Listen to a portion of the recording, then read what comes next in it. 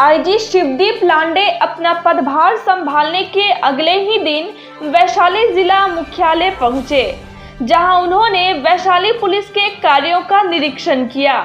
निरीक्षण के बाद मीडिया से मुखातिब होते हुए कहा कि पुलिस को हमेशा एक हंटर और शिकारी की तरह होना चाहिए। हालांकि वैशाली पुलिस के कार्यों का जमकर सराहना की और कहा कि वैशाली पुलिस अपने कर्तव्य के प्रति निष्ठावान है।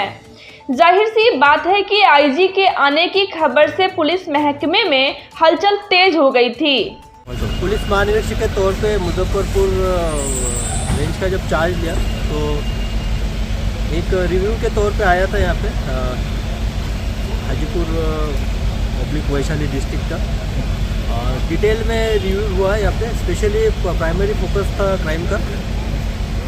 और एसपी वैशाली जो है रवि से डिटेल में बात हुई तो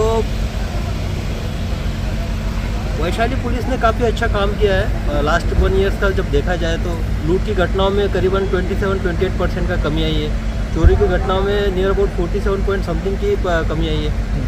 हत्याओं के जो घटना थी उसमें भी परसेंटेज वाइज कमी आई है। सबसे इम्पोर्टेंट ये है कि जो मुझे ये लगा कि पुलिस अपना यहाँ तक दायरा सीमित न रखते हुए जो क्रिमिनल्स थे उनके पीछे हंटर की तरह लगे, यानी हंट करने के लिए कि शिकारी कुत्ते की तरह उसके पीछे पड़े और उनको अरेस्ट करके लाया।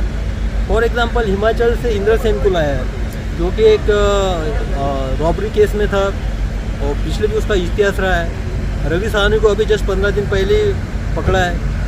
उसके बाद मनी सिंह है जिसको दिल्ली से लाया है। तो मैं एसपी वैशाली रवि को बधाई देता हूँ कि उसने जो कोऑर्डिनेशन और एक तत्परता के साथ बाहर से जो क्रिमिनल लाने का सिलसिला जारी रखा है उसको आगे भी जारी रखेंगे।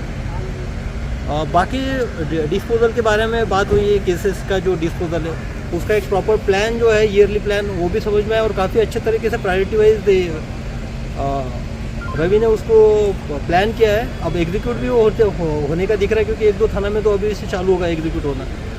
तीसरी बात थी कि टेक्निकल जो है CCTNS का तो यहाँ पे 100% CCTNS पे FIR हो रहा है, ये काफ़ी अच्छी बात है। मीटिंग में SDPO से भी एक थोड़ी ब्रीफ मीटिंग हुई है। उनको जो निर्देश देने थे वो निर्देश दे दिए गए हैं।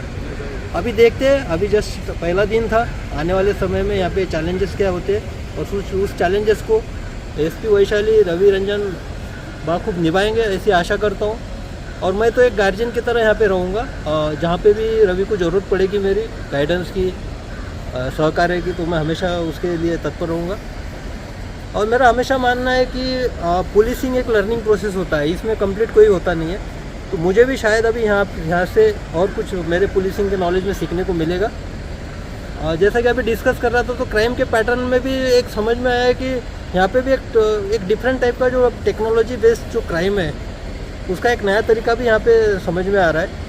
तो लर्निंग प्रोसेस है, मेरे लिए भी लर्निंग प्रोसेस है। और मैं वैशाली के सारे पुलिस बल को कांस्टेबलरी टू एसपी रवि तक को उनके पिछले साल के काम के लिए बधाई देता हूँ और आशा करता हूँ कि वो इस काम को मेरे साथ भी जारी रखेंगे।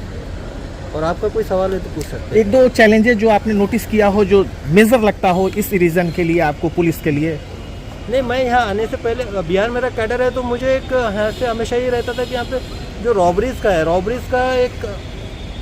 का क्यों कल्चर है भाई, तो एक वो चैलेंज था। दूसरी बात थी कि ऑर्गेनाइज टाइप्स के मुझे यहाँ पे था कि ऑर्गेनाइज टाइप से जो स्ट्रीट क्राइम है या प्रॉपर्टी ऑफेंस जिसको बोला जा सकता है, प्रॉपर्टी ऑफेंस है, वो चैलेंज था। फॉर एग्जांपल गोल्ड लूट केस में जब मैं स्टेप में था तो उसमें मैंने काम भी किया था। बाद में मैं डेपुटेशन पे महाराष्ट्र जाने के बाद उसके कुछ ही दिनों के बाद सुबोध सिंह गैंग के मेंबर्स की अरेस्टिंग भी हुई थी STF द्वारा पटना में।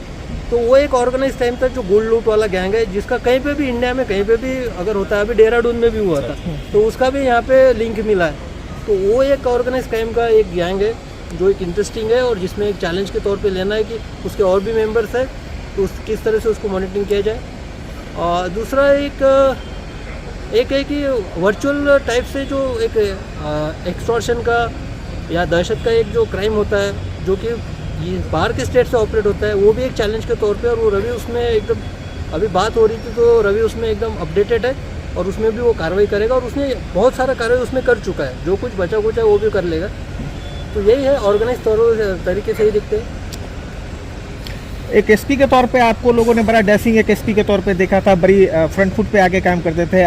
आईजी के तौर पे किस तरीके क्या भूमिका रहेगी आपकी? नहीं, देखिए, सुपरिटेंडेंट ऑफ पुलिस यानी पुलिस अधीक्षक का कार्यालय एक अपना संस्था है। Superintendent of police is a institution. तो मेरा हमेशा ये मानना है कि हर इंस्टीट्यूशन को स्ट्रेंथन करना है। तो रवि को इंस्टीट्यूशन चलाना है ये जिला की, जहाँ पे मेरी मदद पड़ेगी मैं उनको गार्जियन के तौर पे मदद करूँगा। हाँ, कुछ उस टाइप से एकदम एक्स्ट्राऑर्डिनरी क्राइम होता है या कुछ ऐसे चैलेंजेस मुझे लगता है कि भाई ये सिर्फ इसका जो बेसिस है या जो रूट है सिर्फ एक जिला तक सीमित नहीं है, तो बाकी जिला में भी ऑपरेट है, क्योंकि एसपी का भी दायरा होता है कि वो उसी जिला तक सीमित रहता है। तो उसमें डेफिनेटली मैं इंटरफेयर करूँगा, उसमें खुद होकर उतरूँगा और उसमें आगे की कार्रवाई करूँगा। सर, शराब और बालू को लेकर बहुत सारी कार्रवाई हुई है और बहुत सारे मामले बीच में लगाइए आईडी बीच को लेकर कुछ विशेष करनी चाहिए। नहीं, शराब के तो फिगर्स ही आप देखिएगा तो एकदम ड्रास्टिकली अच्छा काम किया है, एकदम बड़े फिगर्स लास्ट ईयर के कंपेयर में रवि के नेतृत्व में यहाँ पे। तो और शराब माफिया को आप एक जिला तक सीमित होकर नहीं देख सकते इसको, क्योंकि मेरा अनुभव कहता है कि अब मुझे जो रेंज मिली है वो रेंज के दायरे में इसको देखना पड़ेगा मुझे, क्योंकि ये ऑपरेट जो होता है माफिया ये किसी एक जिला से नहीं होता है, इसका एक सिंडिकेट टाइप से ये होता है। तो सिंडिकेट का हमेशा होता है कि सिंडिकेट के 100 पैर रहते हैं। तो हाँ, हो सकता है हाजीपुर में उसके 10 पैर होंगे, लेकिन 90 पैर जो है बाकी जगह होंगे। तो उसको आप ट्रैक डाउन करने की ज़रूरत है, चिन्हित करने की ज़रूरत है, उस पर कार्रवाई करने की ज़रूरत है।